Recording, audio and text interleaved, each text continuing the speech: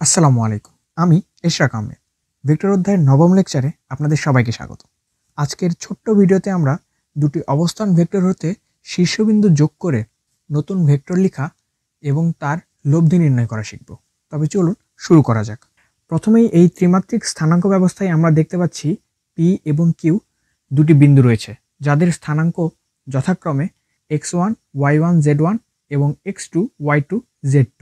সুতরাং OP এবং OQ ভেক্টরকে আয়তাকার ভেক্টর আকারে প্রকাশ করলে আমরা পাই x1 i cap plus y1 j cap plus z1 k cap এবং x2 i cap y2 j cap এবং z2 k ক্যাপ। এখানে PQ হলো এদের সংযোজক রেখা ভেক্টর, ফলে এখানে OPQ ত্রিভুজ উৎপন্ন হয়। এখানে ত্রিভুজের সূত্র অ্যাপ্লাই করে আমরা পাই OP vector plus PQ vector equals to OQ vector. সুতরাং PQ vector equals to OQ vector minus OP vector এবং ভেক্টরের বিয়োগের সূত্র অ্যাপ্লাই করে আমরা পাই PQ vector equals to x2 minus x1 i cap plus y2 minus y1 j cap এবং z2 minus z1 k cap.